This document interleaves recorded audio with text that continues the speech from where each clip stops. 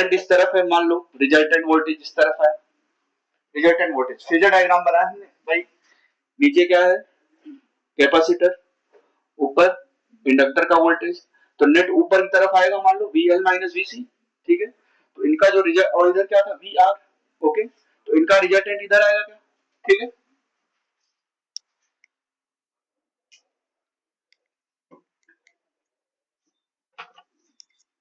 Okay, चलो ये है फाइल। अच्छा, करंट, करंट का अगर मैं कंपोनेंट करूं यहाँ पे, इसको कंपोनेंट करूं, ओके, तो क्या आएगा, इस वोल्टेज के अक्रॉस और वोल्टेज के परपेंडिकुलर क्या आएगा वो, तो इस वोल्टेज के अक्रॉस जो करंट आएगा वो क्या आएगा,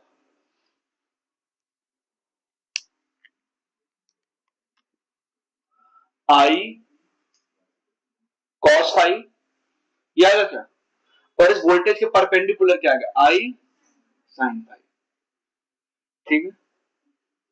तो पावर कैलकुलेशन में क्या आई आर, अगर इधर IRMS लिखूं तो ये भी क्या होगा IRMS, और ये भी क्या होगा IRMS, ठीक है। तो पावर कैलकुलेशन में जो करंट काम आ रहा है वो यही आ रहा है क्या, IRMS into cos phi, IRMS into cos phi. इसीलिए इस करंट को हम क्या बोलते हैं, वॉट फुल करंट, क्योंकि पावर कैलकुलेशन में काम आए। ये नहीं दिखा सर, ये देखो परपेंडिकुलर कंपोनेंट है और ये कंपोनेंट पावर कैलकुलेशन में नहीं दिख रहा है, तो हम इसको क्या बोलेंगे, वॉटलेस करंट, ठीक है। बस यही आपका है IRMS कॉस फाई, इसको हम क्या बोलेंगे, वॉटफुल करंट, वॉटफुल करंट। और IRMS साइन फाई, ये क्या है, वॉटलेस करंट, वॉटलेस करंट। चलो, L मतलब इंडक्टर, C मतलब कैपेसिटर, ठीक है। नाम में लिखा हुआ ऑसिलेशन, ठीक है। जब इन दोनों ही डिवाइस को एक दूसरे के साथ हम ऐड करेंगे तो एनर्जी का क्या होगा, ट्रांसफर होगा। एनर्जी का ट्रांसफर हुआ मतलब चार्ज का ट्रांसफर हुआ। चार्ज का ट्रांसफर क्यों होगा, क्योंकि पोटेंशियल डिफरेंस रहेगा, वो सब कंडीशन अभी देखते हैं।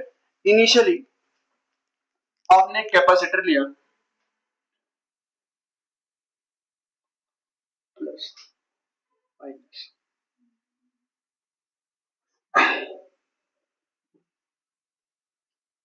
एक कैपेसिटर लिया आपने जिसको आपने इनिशियली चार्ज किया, ठीक है। इनिशियली मतलब at t equal to 0 capacitor को आपने चार्ज किया। कैपेसिटर पे चार्ज मान लो Q है, ये माइनस Q है, ठीक है। इनिशियली आपने इसको चार्ज कर दिया। अब इस कैपेसिटर को आपने क्या किया, इंडक्टर के साथ अटैच करना, ठीक है। इंडक्टर लगाया, ये इंडक्टर लेके आया, ठीक है।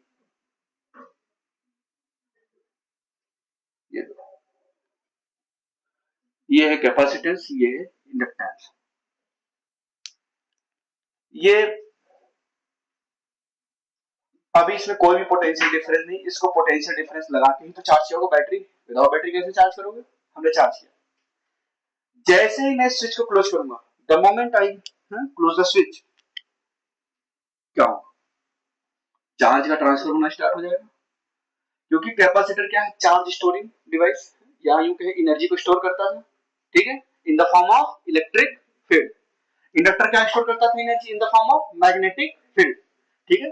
अब यहां से चार्ज का फ्लो होना स्टार्ट होगा, ठीक है, मान लो इधर से फ्लो होना स्टार्ट होगा। चार्ज जो है फ्लो क्यों हो रहा, क्योंकि पोटेंशियल डिफरेंस हुआ तभी तो।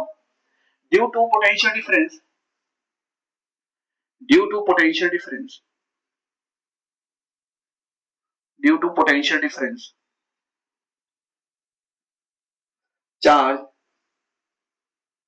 starts to flow, starts to flow from capacitor to inductor, ऐसे कोई जरूरत नहीं लिखनी, चार्ज स्टार्ट टू फ्लो, ठीक है, क्यों, पोटेंशियल डिफरेंस की वजह से, okay.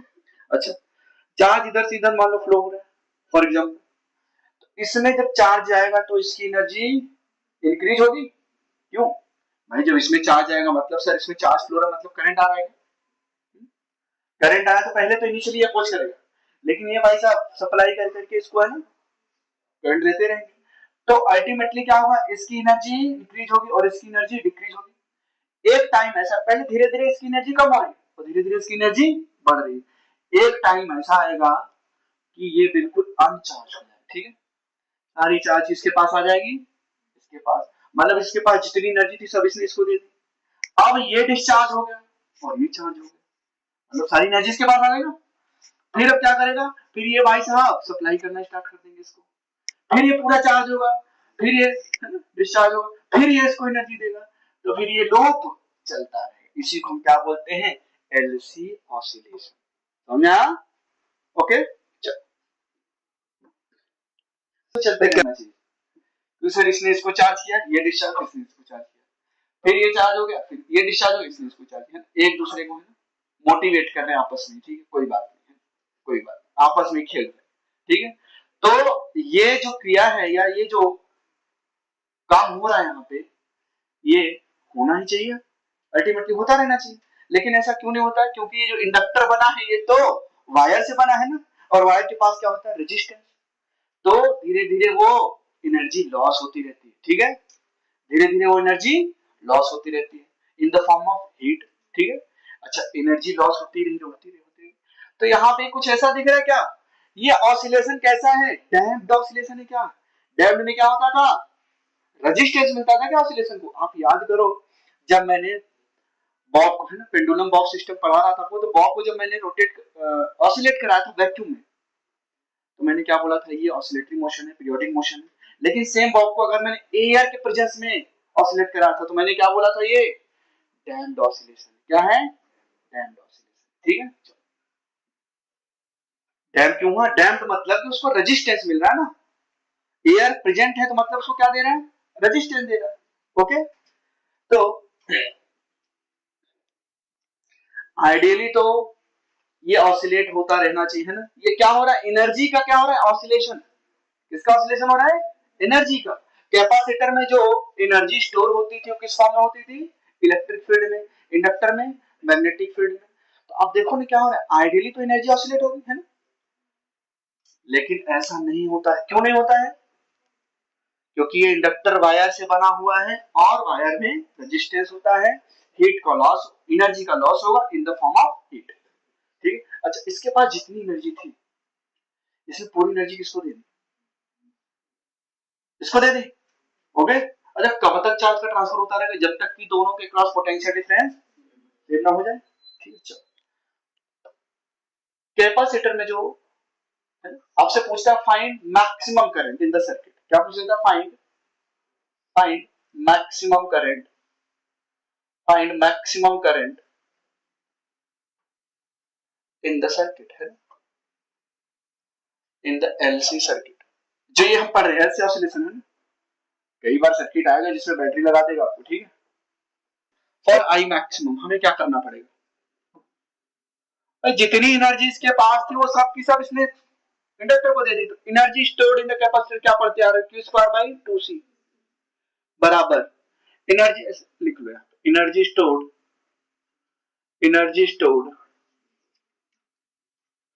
In the capacitor, energy stored in the capacitor, energy stored in the capacitor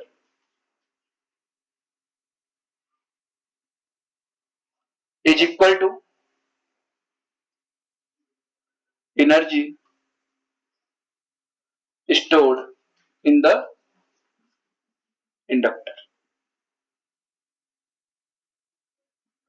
तो energy stored in the capacitor आप लोग बचपन से पढ़ते आ रहे हो, Q2/2C equal to energy stored in the inductor half L। ये मैक्सिमम करंट हमें फाइंड आउट करना है, हाफ से हाफ कैंसिल, तो जो आई मैक्सिमम आएगा वो क्या आएगा, आई मैक्सिमम का square equal to Q square upon में एल सी। आई मैक्सिमम क्या है आपका, Q by root L C आएगा, ठीक है। I maximum equal to Q upon में root L C, Q upon में रूट एल सी, ये है maximum current in the circuit, ठीक है। तो एनर्जी का oscillation between capacitor and inductor को हम क्या बोलते हैं? LC oscillation. ठीक है, ओके। अब ऑसिलेशन हो रहा है तो फ्रीक्वेंसी वगैरह यहाँ पे होगी। अगर बोलेगा रेजोनेंस फ्रीक्वेंसी, आपको क्या पता है रेजोनेंस फ्रीक्वेंसी है? ओमेगा। रेजोनेंट फ्रीक्वेंसी, अगर मैंने बोला भाई रेजोनेंस है यहाँ पे, तो रेजोनेंस फ्रीक्वेंसी क्या होती है? Equal to omega R equal to 1 में रूट एल। ये पता है क्या आपको? ठीक। अच्छा, यहाँ पे 1/√LC दिख रहा है क्या? ठीक है, ये आया। तो मैक्सिमम जो करंट आएगा उसको मैं ऐसे भी तो लिख सकता हूँ, Q इंटू 1/√LC। कोई दिक्कत है क्या ऐसे लिखने में? नहीं। तो 1/√LC क्या है? ओमेगा। तो यहाँ पे मैक्सिमम करंट में क्या लिख सकता हूँ? Maximum current equal to Q into omega. ठीक है, ओमेगा आर क्या है यहाँ पे? Resonance frequency. रेजोनेंस फ्रीक्वेंसी, ठीक है। तो एलसी ऑसिलेशन में क्या है? Oscillation of energy between capacitor and inductor. Capacitor जो energy in the form of electric field है, और इंडक्टर में जो energy in the form of magnetic field है। मैक्सिमम करंट सर्किट में कितना आ सकता है? Q टू ओमेगा या आर या Q अपॉन में रूट एलसी। ठीक है, अगर मैं यहाँ पे ग्राफ बनाऊंगा या चार्ज ट्रांसफर का ही ग्राफ बना दूं, तो देखो साइनोसॉइडल फंक्शन बनता था क्या ऐसे? और पीक वैल्यू हमेशा कांस्टेंट रहती थी। पीक वैल्यू सेम रहेगा ना, एक बार पॉजिटिव पीक एक बार निगेटिव पीक। ठीक है, ये क्या है? Undamped oscillation. Undamped oscillation, undamped oscillation. क्या ऐसा रियल में होता है क्या? नहीं होगा ना। क्यों? क्योंकि डैम्प्ड ऑसिलेशन है सर। उसका जो एम्पलीट्यूड होगा धीरे धीरे धीरे धीरे कम होगा। क्या आपको याद हो, अगर मैं बॉब को, पेंडुलम को मैंने वैक्यूम में रखा था, इधर जान दो सभी लोग, वैक्यूम में रखा था, और मैंने इसको डिस्टर्ब करके छोड़ दिया, तो ये ऐसे ऐसे टू एंड फ्रो ऑसिलेट हो रहा था क्या? अगर मैंने इसी को एयर के प्रेजेंस में रख दिया, एयर के प्रेजेंस में, फॉर एग्जांपल मैंने इसी पेंडुलम बॉक्स सिस्टम को एयर के प्रेजेंस में रख दिया, इन एयर, तो एयर क्या करेगा? रेजिस्टेंस ऑफर करेगा क्या? एक बार बॉब को डिस्टर्ब किया यहाँ पे, ठीक है, फिर वो ऐसे ऐसे ऐसे ऐसे करके अचानक से, मतलब अचानक क्या, ग्रेजुअली स्टॉप हो जाएगा। तो यहाँ पे क्या हो रहा है? रेजिस्टेंस ऑफ हो रहा है। इस ऑसिलेशन क्या बोलेंगे? डैम्प। और एम्पलीट्यूड देखो, एम्पलीट्यूड सर एक बार इधर मैक्सिमम था, फिर ऐसे गया, फिर आया, फिर थोड़ा कम हुआ, फिर ऐसे आया, फिर थोड़ा कम हुआ, फिर तो ये रुक गया ना, रेजिस्टेंस ऑफ हुआ इस बात पे। इसी ऑसिलेशन में क्या बोले? Damped oscillation. और उसका एम्पलीट्यूड एक्सपोनेंशियली डिक्रीज करता था, है ना, ई नो ई की power minus B by 2m, याद करो ऑसिलेशन में। ठीक है, तो यहाँ पे जो ऑसिलेशन आएगा इस चार्ज का, तो कुछ ऐसे आएगा डैम्प्ड ऑसिलेशन। एनर्जी तो ऑसिलेट कर रही, तो एनर्जी तो सर अगर आइडियल है तो डिके नहीं करेगी। ठीक है, अब यहाँ पे देख लो damped oscillation, damped oscillation, damped oscillation. तो कभी भी आपसे बोले एलसी ऑसिलेशन में, भाई रियल में तो डैम्प्ड है सर, रियल में क्या है? डैम्प्ड है। ओके, चल, एक बार पीक वैल्यू उसने अटेन की, फिर उसने क्या किया?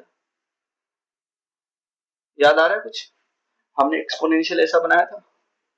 ठीक है, तो एम्पलीट्यूड धीरे धीरे, पीक वैल्यू देखो कम हो रही है क्या? ओके, तो ये एनर्जी का जो ऑसिलेशन है उसका जो एम्पलीट्यूड है वो धीरे धीरे कम होता चला गया। ओके, और ये एक्सपोनेंशियली कम हो रहा है। ये है डैम्प्ड ऑसिलेशन। क्यों? क्योंकि जो इंडक्टर बना है उसमें एनर्जी का लॉस हो रहा है in the form of heat. ठीक है, बनाना है तो लिख लो छोटा सा, वैसे क्या कर लो, क्या आएगा? Minus L D I by D T. ये लगाओगे क्या? इसके क्रॉस जाओगे, करंट की डायरेक्शन में इंडक्टर के क्रॉस जाओगे, तो ये लिखते थे हम minus L by D I by D T. अब D I by D T decreasing है या इंक्रीजिंग है, तो हम रखते थे, डिक्रीजिंग है तो इसको माइनस के साथ रखेंगे, इंक्रीजिंग है तो प्लस के साथ रखेंगे। यहां से चलो माइनस से किधर जा रहे हो? प्लस। तो ईएमएफ क्या होगा? क्यू बाई सी बराबर 0। ठीक है, तो मैं यहां पे क्या लिख सकता हूं? L D I by D T बराबर क्यू बाई सी। ठीक है, ये लिख सकता हूं क्या?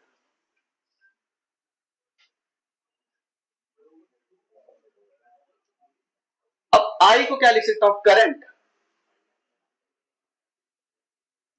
करंट में क्या लिख सकता हूं, dq बाई dt, करंट बराबर dq बाई dt।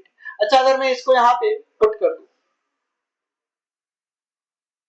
I बराबर dq बाई dt, तो dq क्या हो जाएगा, I dt। अगर मैं यहां पे जहां करंट है वहां पे dq बाई dt रख दूं तो क्या हो जाएगा, d2q बाई dt स्क्वायर। हाँ चलो पुट करो यहां पे, ये L D by D T I D Q by D T बराबर L D two Q by D T square बराबर क्यू बाई सी। ठीक है चलो, एल को इधर ले जाओ फिर सबको इधर लेके आओ। ठीक है तो क्या लिखोगे यहां पे, d two Q by D T square बराबर क्यू अपॉन में एल सी। अब इसको उस तरफ लेके जाओ, d two Q by D T square minus q upon में एल सी बराबर जीरो, बराबर जीरो। और करंट यहाँ पे, हाँ एक चीज हम यहाँ पे थोड़ा सा मिस कर गए हैं, ये जो करंट है धीरे धीरे धीरे धीरे डिक्रीज होगा क्या, तो यहाँ पे क्या लिखोगे, minus D I by D T लिखोगे, है ना। अभी तो ये लिख दिया इक्वेशन जो हमें पता था, लेकिन करंट क्या डिक्रीजिंग, क्योंकि चार्ज भी डिक्रीज कर रहा है ना। ओके तो यहाँ पे क्या लिखोगे, minus D Q by D T, तो यहाँ पे क्या आ जाएगा माइनस, ठीक है माइनस माइनस, तो ओवरऑल करोगे तो क्या आएगा, d two Q by D T square plus one upon में L into C into q बराबर जीरो। ये आया क्या, और आपको जो standard equation of differential, second order differential equation जो हमने बताया था एसएचएम में, क्या था, d two x by D T square plus omega square into x बराबर, क्या कंपेयर कर दूं क्या मैं,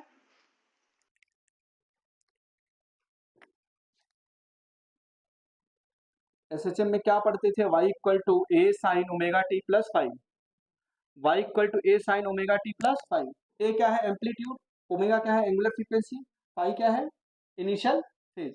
सिमिलरली जो यहाँ पे चार्ज हुआ क्या होगा, q equal to q naught sine omega T plus five. Similarly, बातें मत करो यार, आप लोगों की बात पूरी क्लास में पूछती है ना, कितनी बार मना करता हूँ मत बात करो। सिमिलरली q बराबर Q naught sine at t equal to zero, at t equal to zero charge, capacitor fully charge था, अभी तो अपने को फाई पता करना है ना, फाई कितना है, at t equal to zero, at t equal to zero capacitor is fully charge, capacitor is fully charge, capacitor is fully charge. तो यहाँ पे क्या रखोगे, q naught equal to q naught, q कितना होगा, क्यू नॉट होगा ना भाई, क्यू बराबर क्यू नॉट होगा। हाँ आ जाओ, क्यू बराबर क्यू नॉट, बच्चों का नुकसान हो रहा है, एट टी इक्वल टू, तो क्यू नॉट यहाँ पे लिखोगे, q naught sine omega T plus five, q naught से क्यू नॉट कैंसिल, ठीक है। अच्छा वन बराबर क्या लिखोगे, साइन, अच्छा at t equal to zero पे ये भी क्या हो जाएगा, जीरो,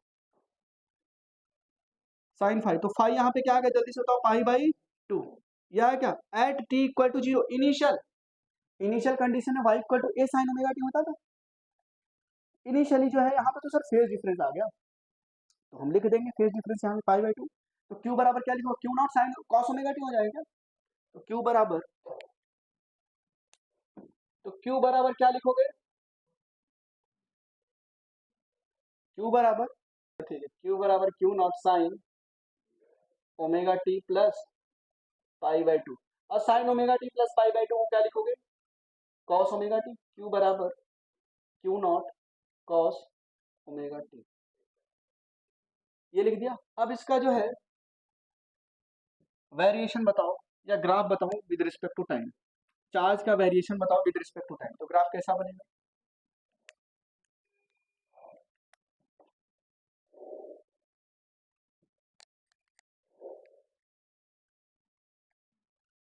ऐसा कुछ बनेगा ये ग्राफ, कॉस ओमेगा टी।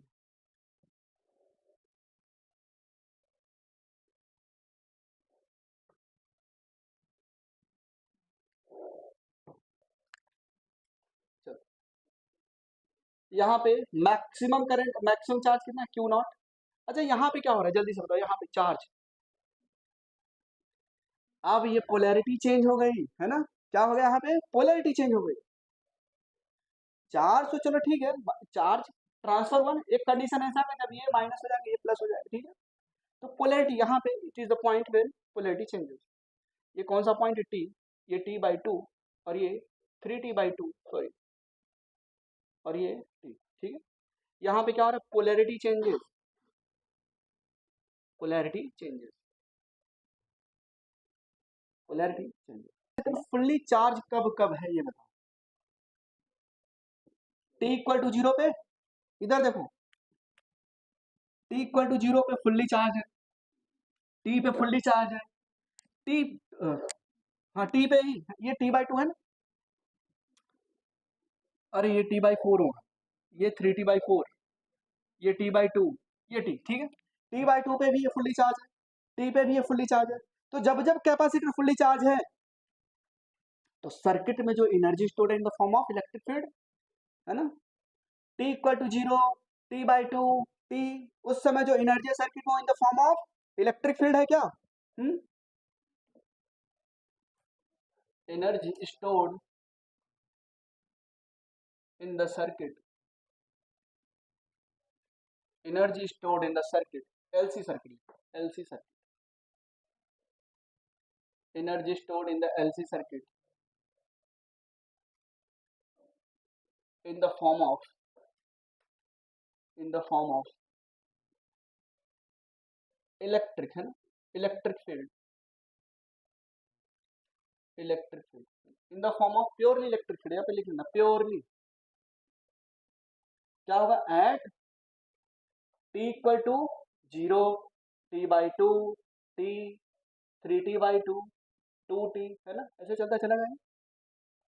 अब वो पूछो energy stored in the LC circuit in the form of magnetic field, purely magnetic field, तो क्या होगा, सर यहाँ पे देखो चार्ज जीरो हो गया है कैपेसिटर में, यहाँ पे चार्ज क्या हो गया है, जब कैपेसिटर में चार्ज ही जीरो हो गया है कोई एनर्जी बचेगी क्या उसमें, तो वो सारी की सारी एनर्जी कहाँ चली गई, एट t/4, 3t/4, क्या है, एनर्जी स्टोर्ड, लिख लो दूसरा पॉइंट यहाँ पे,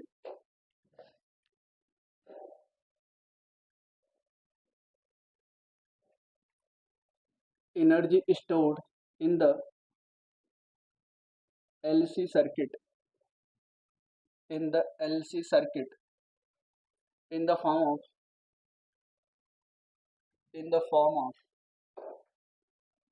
magnetic field, in the form of magnetic field purely, तो क्या लिखोगे यहाँ पे, eight t equal to t/4, 3t/4, अब इसमें t/4 ऐड करोगे क्या आएगा, 5t/4, ठीक है, ऐसे चलते चले जाओ, ठीक है, ओके। तो जो चार्ज, जो एलसी ऑसिलेशन में एनर्जी का क्या हो रहा है, ऑसिलेशन, एक बार एनर्जी प्योरली इलेक्ट्रिक फील्ड के फॉर्म में स्टोर है, एक बार प्योरली मैग्नेटिक फील्ड के फॉर्म में स्टोर है, उसके बीच में क्या, electric plus magnetic field. Question में कई बार पूछ लेता, बताओ वो टाइम बताओ जब 50% एनर्जी इलेक्ट्रिक फील्ड के फॉर्म में स्टोर है और 50% एनर्जी मैग्नेटिक फील्ड के फॉर्म में स्टोर है, ठीक है। तो देखो इसको कैसे करेंगे,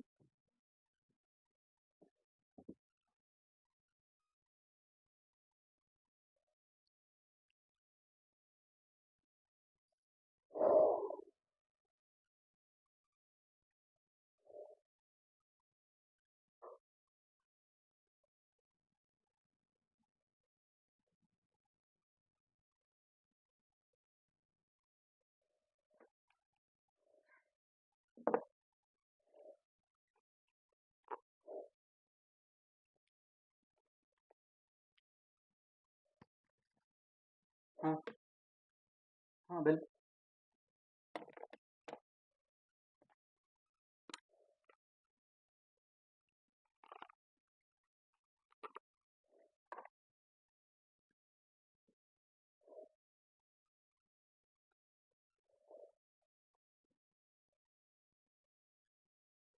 क्या हुआ ma'am?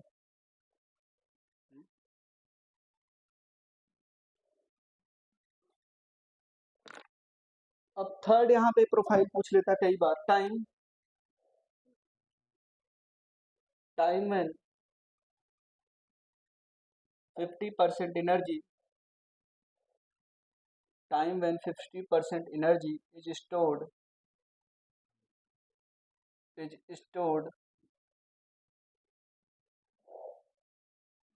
time when 50% energy is stored in the form of electric field, in the form of electric field, मतलब 50% एनर्जी किसमें स्टोर है? कैपेसिटर में, ठीक है। Time when 50% energy stored in the form of electric field and 50% energy is stored in the form of magnetic field, is stored in the form of magnetic field, in the form of magnetic field।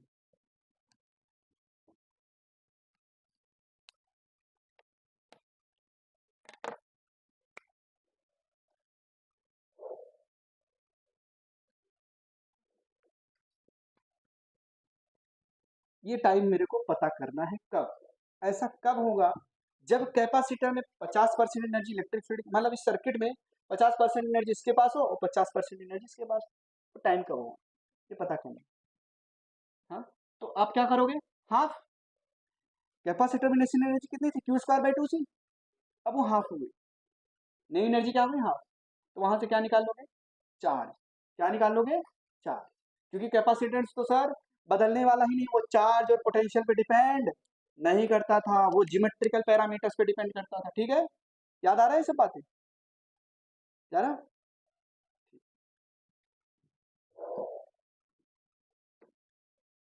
चलो, तो ये time हम पता कर लेते कब ऐसा होगा। Cell energy stored in the capacitor, ये कैपेसिटर के लिए हम एक कोई एक ले लो, कैपेसिटर से भी कर सकते हो और इंडक्टर से भी कर सकते हो, ठीक है। आ जाओ, कैपेसिटर से करेंगे क्योंकि चार्ज हमको यहीं से मिलने वाला है अल्टीमेटली। तो initial potential, sorry, initial energy stored in the capacitor क्या होगा? हाँ, या क्यू स्क्वायर बाई 2 से, और इनिशियली चार्ज कितना था? क्यू नॉट, यहाँ पे लिख लो क्यू नॉट और यहाँ पे माइनस क्यू नॉट। देखो पहले जो मैंने केस कराया था उसमें क्या था? क्यू क्यू लिखा था, वहां पे नॉट लिखो, क्यू नॉट। चलो, अब फाइनल एनर्जी क्या बोला सर? इनिशियल एनर्जी की क्या हो जाए? हाफ, मतलब 50%, ये फाइनल एनर्जी आ रही, ठीक है। अच्छा, अब यहाँ पे फाइनल एनर्जी को क्या लिखोगे सर? नया चार्ज होगा कुछ, तो फाइनल एनर्जी की जगह पे क्या लिखोगे? Q square by 2 C. Sir C तो नहीं बदलेगा, बराबर इनिशियल एनर्जी क्या होगी? Q naught square by 2 × 2 C. समझ में आया? ये 2 से 2 कैंसिल, सी से सी कैंसिल, तो क्यू स्क्वायर बराबर क्या आ गया यहाँ पे? क्यू स्क्वायर बराबर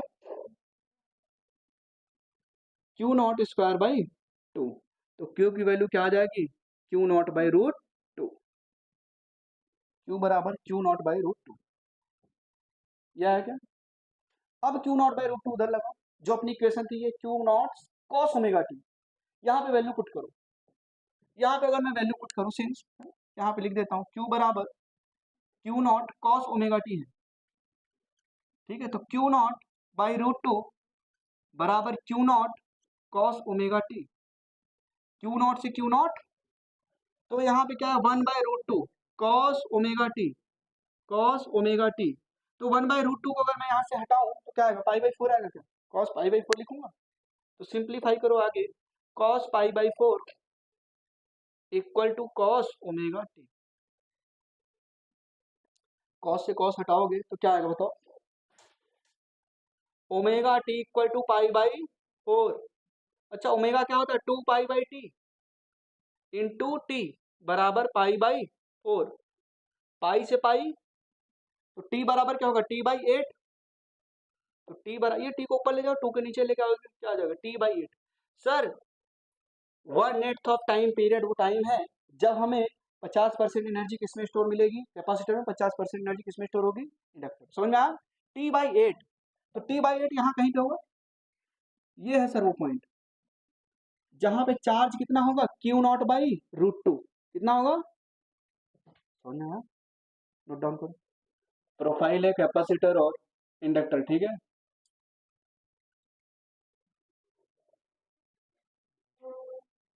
कैपेसिटर इंडक्टर में कैसे क्वेश्चन बनते हैं, ये प्रोफाइल आप लोग, ठीक है।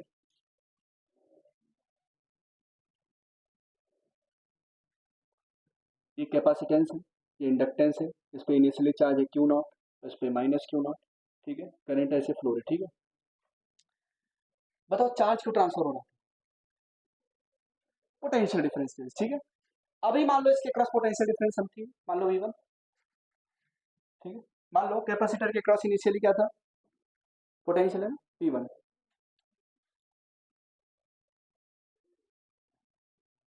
ये V1, ठीक है। कुछ टाइम के बाद जब चार्ज का ट्रांसफर हुआ तो क्या हो जाएगा potential, V2। After some time, after some time, ये कोड वर्ड समझ लेना, लिख लेना आप लोग जो मैं बोलना चाह रहा हूँ। आफ्टर सम टाइम कैपेसिटर के क्रॉस जो पोटेंशियल ड्रॉप हो गया, पोटेंशियल डिफरेंस होगा, क्या हो जाएगा, मान लो V2। हाँ? तो बताओ चार्ज का ट्रांसफर हो रहा है, पहले तो पोटेंशियल सर ज्यादा ही होगा, चार्ज कम हो रहा है तो पोटेंशियल भी कम होगा, ठीक है। तो V2 कम हुआ। अब ये जो चार्ज आया किसमें एनर्जी स्टोर हो, मान लो इनिशियली जब V1 पोटेंशियल था तो कैपेसिटर में कितने जूल एनर्जी थी, 100 जूल। जब पोटेंशियल V2 हो गया तो 20 जूल एनर्जी हमको मिल गई, ठीक है भाई, हाफ CV स्क्वायर। इंडक्टर में कितनी एनर्जी स्टोर हुई, कैसे किया, 100 माइनस 20।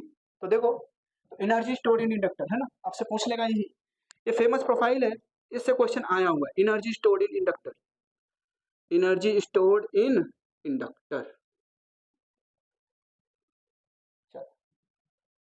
तो अभी अभी आपने बोला 100 माइनस 20, अच्छा 100 किसकी एनर्जी थी, हाफ CV1 स्क्वायर, यही तो था भाई। Initial energy stored in capacitor minus final energy stored in capacitor equal to energy stored in the inductor, energy stored in inductor,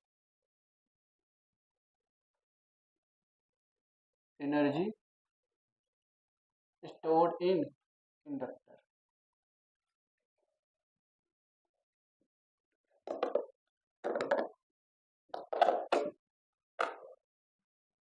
minus half CV2 square बराबर half LI square, ये लिखोगे क्या, यही तो एनर्जी स्टोर्ड है, ठीक है। इस पे क्वेश्चन आते हैं, ओके चलो। और वो करंट वगैरह पूछ लेगा तो करंट आप निकालना जानते ही, हाफ से हाफ कैंसिल कर दो, चलो CV1 square minus CV2 square बराबर LI square, CV1 square minus V2 square बराबर LI स्क्वायर। चलो C अपॉन में L, V1 square minus V2 square बराबर I स्क्वायर। अब करंट पूछ लेगा सर्किट में कितना है, तो क्या कर दो, स्क्वायर रूट। समझ में आया, इस प्रोफाइल को नोट डाउन करो, ये एक तरीके से क्वेश्चन ही है, लेकिन आपको ऐसे तरीके सिखा दे रहा हूँ, आए क्वेश्चन तो कर ले जाओ, ठीक है। ऐसा ना बोलो है कि सर ने हमें पढ़ाया ही नहीं, खैर primary excuse. When capacitor is mica, मतलब उसके अंदर हमने कोई डाइलेक्ट्रिक इंसर्ट कर दिया, current through resistor is I and voltage across capacitor is V, then क्या हो,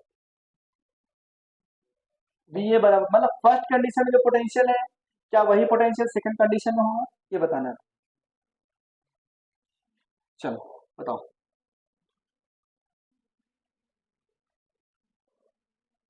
देखो ये इस टाइप के मैंने चार्ट आपको बनवा दिए, ठीक है। चलो ये आपका होमवर्क, ये करना है, ठीक है। नेक्स्ट देखो, एक कॉइल ऑफ, मैंने आपको कैपेसिटर पढ़ाया था ना पूरा चार्ट बनवा के, तो वैसे करना है उसको। अच्छा एक तरफ अगर मान लो आपने फिल किया, मान लो फॉर एग्जांपल डाइलेक्ट्रिक को फिल किया तो क्या हो, डाइलेक्ट्रिक को फिल किया तो क्या हो, कैपेसिटेंस तो सर वही रहना है, कैपेसिटेंस वही रहना है कि कैपेसिटेंस चेंज हो गया, कैपेसिटेंस क्या होगा, के epsilon not a by D, capacitance के टाइम्स हो गया, कैपेसिटेंस इंक्रीज हो गया तो पोटेंशियल क्या होगा, पोटेंशियल, पोटेंशियल भी इंक्रीज होगा ना। हाँ? अच्छा पोटेंशियल, सॉरी, हाँ इनवर्सली पोटेंशियल क्या हो गया, जब कैपेसिटर का पोटेंशियल ड्रॉप डिक्रीज हो गया तो पोटेंशियल किधर चला गया, रजिस्टर के क्रॉस, ठीक है, रजिस्टर के क्रॉस, समझ में आया, तो क्या लिखोगे यहाँ पे, करंट थ्रू, तो क्या लिखोगे, वीबी इज ग्रेटर देन वी, गलत है ना, क्योंकि डिक्रीज हुआ है, ये लिखोगे, ठीक, चलो ठीक है। ये देखो, a coil of self inductance is connected in series with a bulb B and an AC source, brightness of the bulb decrease, अच्छा क्वेश्चन है, नीट 2013 में हुआ है, बहुत अच्छा क्वेश्चन है, इसको देखो एक बार आप लोग पढ़ो, क्या बोल रहा है, एक कॉइल है जिसका सेल्फ इंडक्टेंस क्या दिया हुआ है, एल, सेल्फ इंडक्टेंस क्या है, L, is connected in series with a bulb, मतलब बल्ब के पास क्या होगा, रेजिस्टेंस होगा ना, मतलब सीरीज एल आर सर्किट हो गया विद एन एसी सोर्स, आपसे पूछ रहा है brightness of the bulb decreases में, कब डिक्रीज करेंगे ये बताओ, तो ब्राइटनेस ऑफ द बल्ब क्या होता था, directly proportional to power consumption, brightness of the bulb is directly proportional to power consumption, कितना उसने पावर को कंज्यूम किया, ओके, और पावर कंजम्पशन किस पे डिपेंड करता था, current I square into R, जब करंट ज्यादा, बताओ ये कौन सा कंडीशन है, capacitance of reactance XC equal to XL is included in the same circuit, तो यहाँ पे क्या होगा, ब्राइटनेस बढ़ेगी, रेजोनेंस कंडीशन है, एक्सी बराबर XL at resonance current maximum तो सर्किट में power dissipation maximum, power dissipation maximum मतलब उसमें करंट मैक्सिमम रहा होगा ना, तो पावर कंजम्पशन क्या होगा, मैक्सिमम, इस केस में तो सर इंक्रीज हो रहा है, यहाँ तो सर इंक्रीज हो रहा है, क्यों, एट रेजोनेंस, पहला देखो, पहला first, at resonance, at resonance XC बराबर एक्सएल, और इस कंडीशन में क्या होता था, करंट मैक्सिमम होता था, करंट क्या होता था, करंट मैक्सिमम तो पावर कंजम्पशन मैक्सिमम, तो ब्राइटनेस इंक्रीज हो गई ना, हमें तो डिक्रीज करना है, ठीक है, चलो ये भी केस गलत होगा, ये नहीं होगा, and iron rod is inserted in the coil, बताओ, एक आयरन रॉड को, जो भाई सीरीज एल आर सर्किट है, देखो ये बहुत ही अच्छा क्वेश्चन है, सीरीज एल आर सर्किट, उसको एसी सोर्स से लगाया हुआ है, चलो बताओ, ये एल है और ये आर,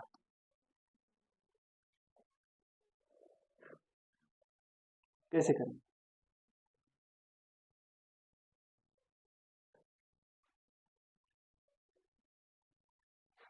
इसके अंदर हमने क्या इंसर्ट कर दिया, एक मटेरियल, चलो इसके अंदर हमने एक मटेरियल इंसर्ट कर दिया जिसका रिलेटिव परमेबिलिटी म्यू आर, ठीक है, म्यू आर, चलो क्या होगा, मटेरियल को इंसर्ट करोगे तो इंडक्टेंस इंक्रीज होगा, क्या, इंडक्टेंस ऑफ द सोलेनोइड क्या होता है, म्यू नॉट, बताओ फॉर्मूला क्या होता था, mu naught N A by L, ऐसा कुछ पढ़ते थे क्या,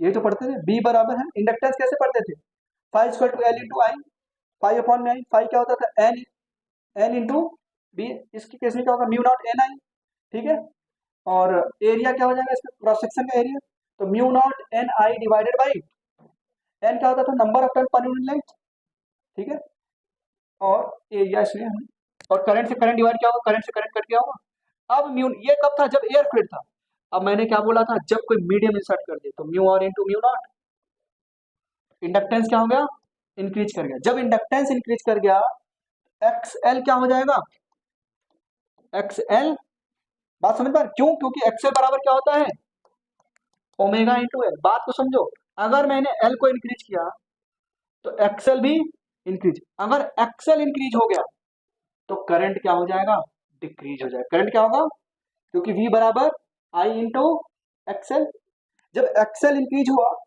तो करंट, और एक्सएल में इनवर्स रिलेशन, क्योंकि भाई यही तो पढ़ोगे, V बराबर आई इंटू एक्स एल, आई बराबर क्या आएगा वी अपान में एक्स एल, इसको इंक्रीज किया तो ये भाई साहब, और हमसे पूछा क्या है डिक्रीज का होगा, तो क्या ये कंडीशन सेटिस्फाई कर रही क्या? इसमें आ जाओ, frequency of the AC source is decrease, AC source की फ्रीक्वेंसी को हमने डिक्रीज कर दिया, तो क्या होगा, करंट क्या हो जाएगा ये बताओ, करंट क्या होगा भाई, जब फ्रीक्वेंसी कम कर रहे हो तो इम्पीडेंस क्या होगा, कम हो जाएगा, ओवरऑल करंट इंक्रीज हो गया, तो ये भी नहीं होगा। Number of turns in the coil is reduced, number of turns in the coil is reduced, अच्छा नंबर ऑफ टर्न्स को रिड्यूस करोगे तो क्या होगा, अगर मैं कॉइल में नंबर ऑफ टर्न्स को रिड्यूस कर दूं तो क्या होगा, नंबर ऑफ टर्न्स को रिड्यूस करो, इंडक्टेंस रिड्यूस होगा, इंडक्टेंस रिड्यूस हुआ तो एक्सेल रिड्यूस होगा, एक्सेल रिड्यूस हुआ तो करंट, समझ आ रहा है, तो ये भी नहीं हो, तो कौन सा ऑप्शन करेक्ट होगा, सेकंड ऑप्शन, अच्छा क्वेश्चन था, ठीक, चलो नेक्स्ट देखो, नीट 2022 का क्वेश्चन, टाइम क्या है 10:20, a series LCR circuit with inductance, ये क्या दिया आपको इंडक्टेंस, ये इंडक्टेंस या 10 henry, capacitance 10 microfarad and resistance 50 ohm, it's connected to an AC source of voltage 200 sin 100 t volt, if the resonant frequency of the LCR circuit is V naught, क्या दिया है V naught, and the frequency of the AC source is nu, then आपसे पूछा है ये resonance frequency कितनी होगी ये बताओ, देखो पहले तो इसमें रेजोनेंस फ्रीक्वेंसी और सोर्स फ्रीक्वेंसी में रिलेशन पूछ लिया ना, एसी सोर्स की वोल्टेज दिया 200 साइन और frequency of the LCR circuit दिया वी नॉट, और एसी सोर्स की फ्रीक्वेंसी है न्यू, आपसे इनमें रिलेशन पूछ लिया क्या होगा, अच्छा जो एसी सोर्स की फ्रीक्वेंसी है उसको साइन के साथ ओमेगा लगाओ तो साइन ओमेगा टी, अगर मैं कंपेयर कराऊं वी बराबर क्या लिखा हुआ 200 साइन 100 टी, इसको कंपेयर करो v बराबर V naught sine omega t, sine omega into t, omega की वैल्यू क्या है 100, ओमेगा की वैल्यू क्या है 100, समझ में आ रहा है, नहीं समझ में आ रही है, हाँ फर्स्ट ऑप्शन करेक्ट, ओमेगा की वैल्यू 100, तो क्या लिखोगे यहाँ से फ्रीक्वेंसी क्या आएगा, फ्रीक्वेंसी 100 अपॉन में 2 पाई, 50 अपॉन में पाई, और इसी को इसने क्या बोल दिया न्यू, ठीक है, ये क्या है आपका सोर्स की फ्रीक्वेंसी, अब जो आपको रेजोनेंस फ्रीक्वेंसी दिया वो क्या होगा ये फाइंड आउट करो, ये तो सोर्स की फ्रीक्वेंसी आ गई ना, फ्रीक्वेंसी ऑफ सोर्स, ये सोर्स की फ्रीक्वेंसी, अब यहां पे बताओ रेजोनेंस फ्रीक्वेंसी क्या होगा, रेजोनेंस न्यू न्यू नॉट दिया उसने, ये क्या होता है 1 अपॉन में रूट एल सी है ना इंटू 2 पाई, तो 1 अपॉन में 2 पाई रूट में एल सी, एक मिनट यहां लिखता हूं बराबर 1 अपॉन रूट में एल, एल कितना दिया है 10 हेनरी, और कैपेसिटेंस कितना दिया 10 microfarad, 10 into 10 to the power -6, ये पूरा टर्म क्या होगा 10 to the power -4, 10 to the power -4 का स्क्वायर रूट लोगे क्या आएगा 10 to the power -2, 10 to the power -2 पर जाए क्या आएगा 10 टू द पावर 2, तो क्या आएगा 10 to the power 2 divided by 2 pi, आगे नहीं है क्या आएगा 50 अपॉन में पाई हर्ज आ गया क्या, 50 अपॉन पाई हर्ज, तो क्या है सोर्स की फ्रीक्वेंसी और रेजोनेंस फ्रीक्वेंसी सेम सेम आ गई, तो फर्स्ट ऑप्शन करेक्ट, क्या यही आ रहा था, ठीक, नेक्स्ट क्वेश्चन, तो लिखा है वेरी इंपॉर्टेंट है, इसको करो, दिख रहा है क्या लिखा है, चलो मैं क्वेश्चन पढ़ रहा हूं, पीछे दिख रहा है सभी को, अनस बिल्किस क्या लिखा है बताओ उसको पढ़ के, हाँ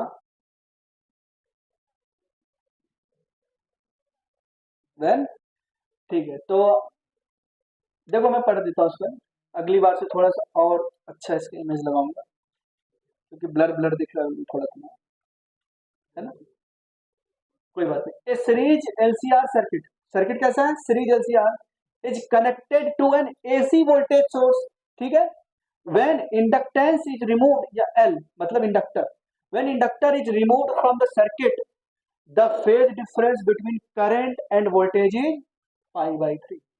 क्या हटाया है, इंडक्टर, पहले सीरीज एलसीआर सर्किट था उसमें से क्या निकाल दिया, तो फेज डिफरेंस क्या है, π/3, ठीक है। इफ इंस्टेड, अगर मैंने सर इंडक्टर की बजाय किसको निकाला होता, कैपेसिटर को, तो भी फेज डिफरेंस कितना बोल रहा है, π/3। तो बोल रहा है power factor of the circuit बताओ।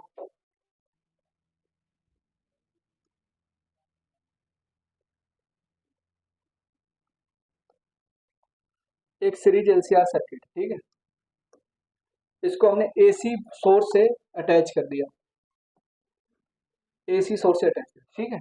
बोल रहा है जब हमने यहां से क्या निकाल दिया, इंडक्टर, इंडक्टर निकालोगे तो कैसा दिखेगा, जल्दी से बताओ, इंडक्टर निकालोगे तो ऐसा दिखेगा क्या,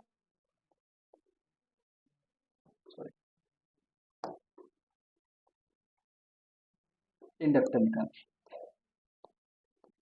इंडक्टर हटा तो सिर्फ और सिर्फ कैपेसिटेंस और रेजिस्टेंस बचा। अभी बोल रहा है जो, अभी ये बोला जो फेज डिफरेंस है between the current and the phase difference between current and voltage π/3। तो अगर मैं बोलूं ये है करंट आपका, सीरीज है ना, सीरीज में करंट तो सेम होता था, ये करंट इधर क्या मिलेगा आपको, इधर ही आपको क्या मिलेगा, VR, ठीक है, और VC किधर मिलेगा, इधर, इनका जो रिजल्टेंट आएगा इधर आएगा क्या, तो ये जो वोल्टेज आया है और ये जो करंट आया है इनके बीच का फेज डिफरेंस कितना है, π/3, यह है क्या, अच्छा। अब नेक्स्ट केस में क्या बोल रहा है ये, जब हमने कैपेसिटर को हटा दिया तो भी फेज डिफरेंस क्या है, π/3, ठीक है, चलो, तो यहां से कुछ रिलेशन मिल के आ रहा है,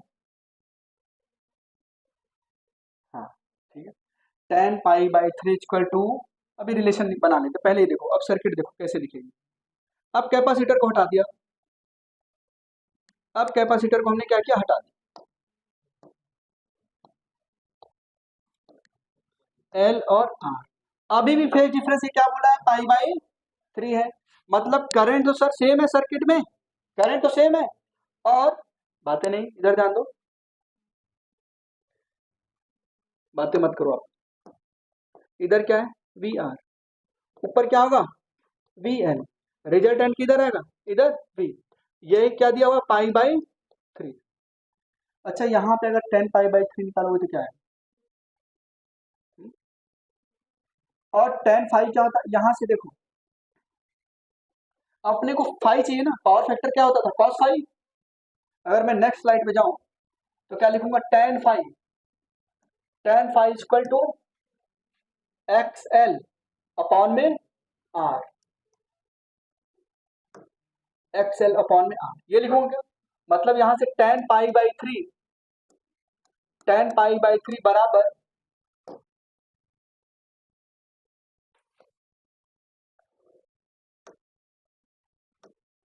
tan π/3 बराबर XL अपॉन में R आया क्या, और क्या नेक्स्ट इक्वेशन है, वहां से भी निकालो tan 5 equal to XC upon में R, तो tan π/3 बराबर XC अपॉन में R,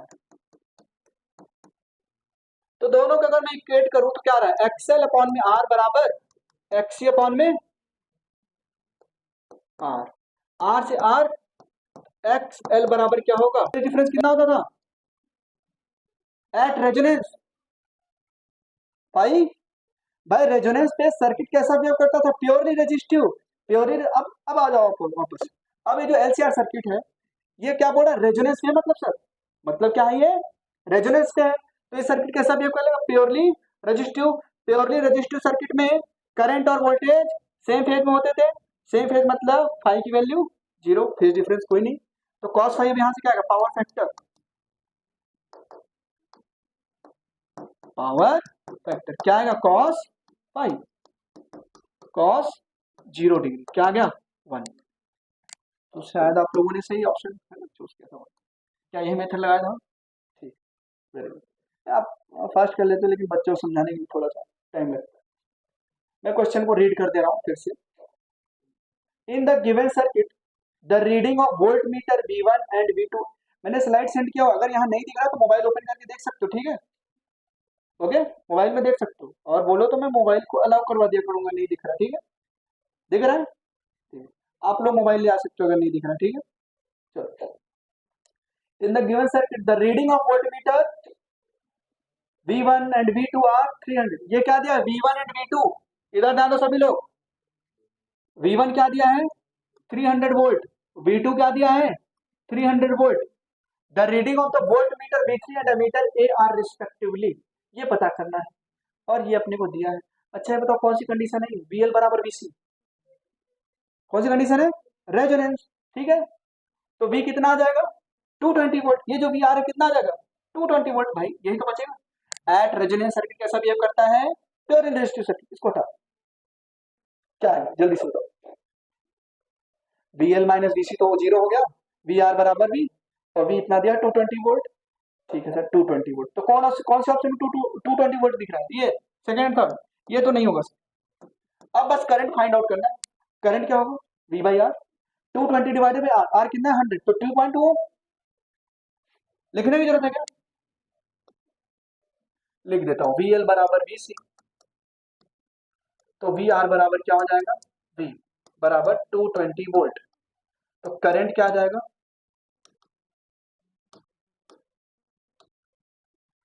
करंट बराबर VR बाई आर, तो 220 by 100,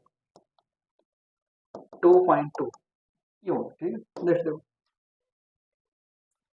N inductor of inductance 20 milli henry, inductor का इंडक्टेंस दिया 20 मिली हेनरी, एक capacitor of capacitance 100 microfarad and a resistor of resistance 50 ohm are connected in series across a source of EMF V equal to 10 sin 314t। The power loss in the circuit is, power loss पूछा circuit बराबर क्या दिया हुआ आपको? 10 sin 314t। 10 क्या है आपका? V not. 314 क्या है आपका? ओमेगा, ठीक है? ये V नॉट है, ये ओमेगा है। ये आपका दिया हुआ L, ये दिया हुआ C, और ये दिया हुआ है R। आपसे क्या पूछा है? पावर। पावर क्या होता है भाई? VRMS into IRMS into cos five, ये लिखोगे। अच्छा, VRMS की जो वैल्यू आएगी वो कितनी आएगी? हाँ, 10/√2। IRMS, सर ये तो पता ही नहीं, पता ही नहीं ना। एक रिजल्ट और लिखवाया था मैंने इसी को, VRMS का whole square divided by Z square into R. याद आ रहा है? अब जेड स्क्वायर क्या लिखोगे यहाँ पे? VRMS तो सब पता चल गया, V0/√2, V0/√2।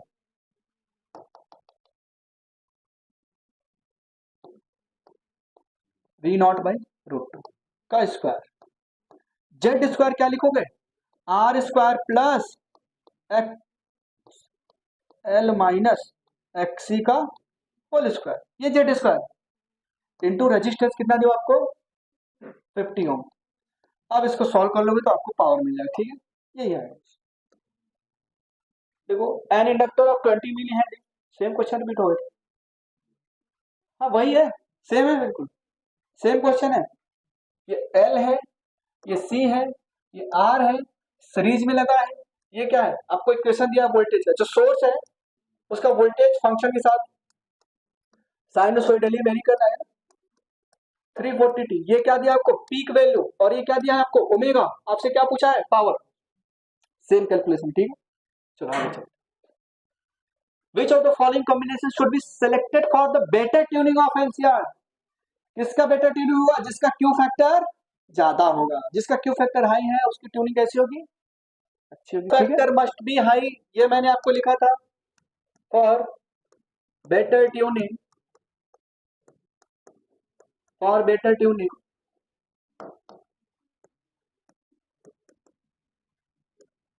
Q factor must be high, Q factor high होना चाहिए क्या? चलो कौन बताएगा क्यू फैक्टर की वैल्यू कैसे निकालते हैं? Okay, 1/r√L/c। तो जिसका आर ज्यादा उसका क्यू फैक्टर कम। आर पहले कम ढूंढो। सर इधर है, लेकिन सर इधर इंडक्टेंस ज्यादा, ठीक है इधर इंडक्टेंस भी ज्यादा है। कैपेसिटेंस, सर एक ही तो ऑप्शन है थर्ड। क्या होना चाहिए आपको? देखो क्यू फैक्टर किसका ही होगा, इधर देखो, इधर देखो सभी लोग, जिसका आर कम, इंडक्टेंस ज्यादा, कैपेसिटेंस कम। ऐसा कौन सा ऑप्शन है जिसमें आर सबसे कम है और एल सबसे ज्यादा? ऐसा कौन सा ऑप्शन है? Third option. सी सबसे कम है, ऐसा कौन सा? तो सारी कंडीशन को सेटिस्फाई कर रहा है, तो यही तो आंसर होगा। अब आप वैल्यू है ना, वो भी एक तरीका है, वैल्यू से भी कर सकते हो, नो डाउट। ठीक है, चलो नेक्स्ट क्वेश्चन देखो।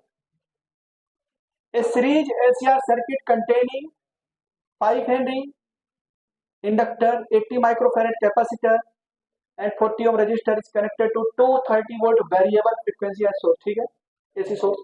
The angular frequency of the source at which power transfer to the circuit is half the power of the resonance are likely to be. ठीक, देखो एक सीरीज एलसीआर सर्किट है, कितने question है? लास्ट है, ठीक है फिर कर लेते हैं। A series LCR circuit L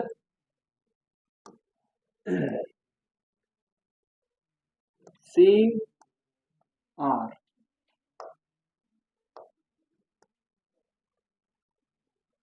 एक सीरीज एलसीआर सर्किट, एक सीरीज एलसीआर सर्किट है जिसका इंडक्टेंस क्या है 5 हेनरी, कैपेसिटेंस क्या है 80 माइक्रो फैरेड, रेजिस्टेंस क्या दिया हुआ आपको 40 ohm, is connected to 230 volt variable frequency AC source. देखो यहां तक कोई दिक्कत? ये अभी ध्यान दो इधर, ऐसा लग रहा मैं ही पढ़ रहा हूं, मैं ही सॉल्व कर रहा हूं, आप लोग बस बातें कर रहे हो। यहां तक समझ आया? एलसीआर सर्किट बनाया, वैल्यू पुट करी, एसी सोर्स से लगा दिया, जिसकी वोल्टेज वेरिएबल वोल्टेज कितना है 230 वोल्ट। ठीक है, अच्छा the angular frequency of the source, source कौन है इसकी, क्या बोल रहा है angular frequency of the source at which power transfer to the circuit is half the power at resonant. Power at resonance, power at resonance क्या होता था? मैक्सिमम पावर फैक्टर क्या होता था रेजोनेंस पे 1, और पावर कितना होता था I R M S into E R M S, है ना, या I R M S sorry E naught I naught by 2, ऐसे भी तो लिख सकता हूँ। Half the power at the resonant angular frequency are likely to be, are likely to be, तो आपको ऑप्शन मैच कराना है, ठीक है। तो कैसे करेंगे? तो पहले बताओ रेजोनेंट फ्रीक्वेंसी पे पावर कितना होता था? पावर एट रेजोनेंट फ्रीक्वेंसी क्या होगा E naught I naught by 2 या E R M S into I R M S. चलो ठीक है, ये जो पावर आया है ये किसका होना चाहिए? हाफ। ये जो सोर्स पावर दे रहा है इसका हाफ होना चाहिए रेजोनेंस फ्रीक्वेंसी का, ठीक है। तो यहाँ पे जो पावर आएगा वो क्या आएगा, कैसे करेंगे?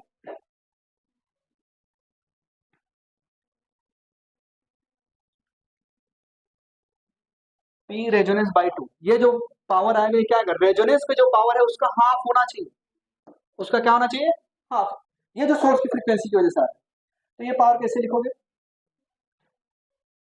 ई नॉट आई नॉट बाई 4, खैर लेकिन यहाँ पे अब अपने को ये फाइंड आउट करना है ना ओमेगा कितना हो, फ्रीक्वेंसी कैसे निकालोगे बताओ?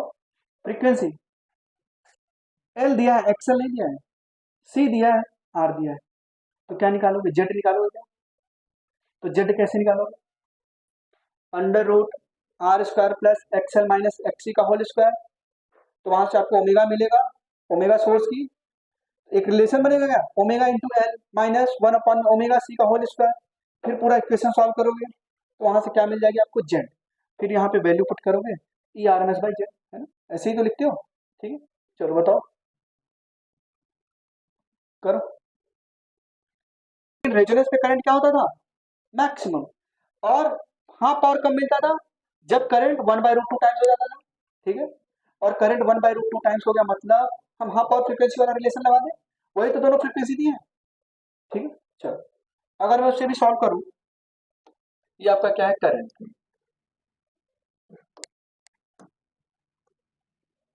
क्या ये ग्राफ कुछ ऐसे बना था, वही तो बोल रहा है सर सोर्स की फ्रीक्वेंसी कितनी हो ताकि हमें रेजोनेंस फ्रीक्वेंसी की हाफ पावर, जितना रेजोनेंट फ्रीक्वेंसी पावर मिल रहा है उतना हमें उसका हाफ मिले, ठीक है, उसका मुझे हाफ मिले, तो सोर्स की फ्रीक्वेंसी बता दो। तो बताओ रेजोनेंस में जो करंट मिलता था वो मैक्सिमम होता था क्या, आई नॉट, रेजोनेंस में सर्किट बातें नहीं, मान लीजिए ओमेगा नॉट है, ठीक, रेजोनेंस में जो करंट मिलता था वो मैक्सिमम होता था, हाँ, सर्किट में पावर लॉस मैक्सिमम होता था क्योंकि करंट ही मैक्सिमम है, ओके। अब बोल रहा सर जब पावर हाफ हो गया, और पावर हाफ कब होता था, जब करंट क्या होता था, आई नॉट बाई √2, ठीक है, और जब पावर हाफ होता था उस फ्रीक्वेंसी को हमने क्या नाम दिया था, याद करो, ओमेगा 1 और ओमेगा 2, और ये क्या है, band width, delta omega, delta omega, अपने से ओमेगा 1 और ओमेगा 1 क्या लिखोगे, ओमेगा नॉट माइनस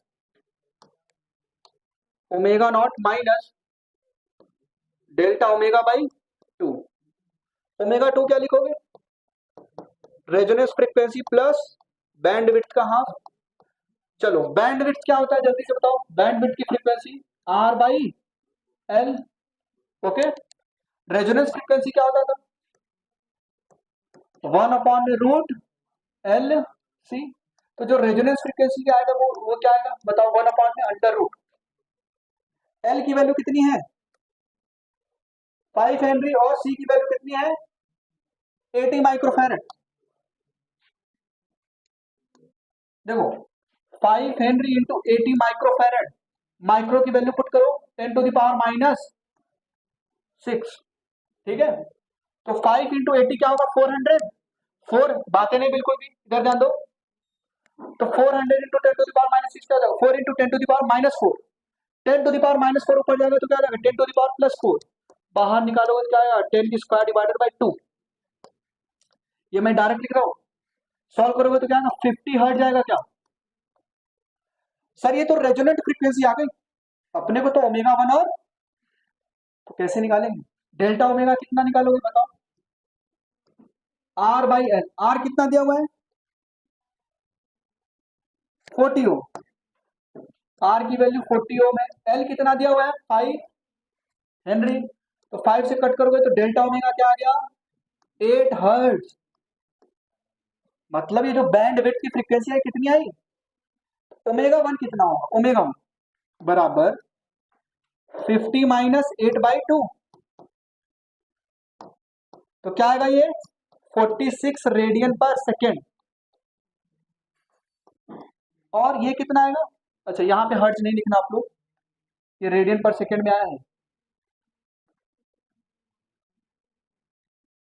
क्योंकि ये एंगुलर फ्रीक्वेंसी, ये रेडियन पर सेकेंड है, ठीक है, चलो कोई बात,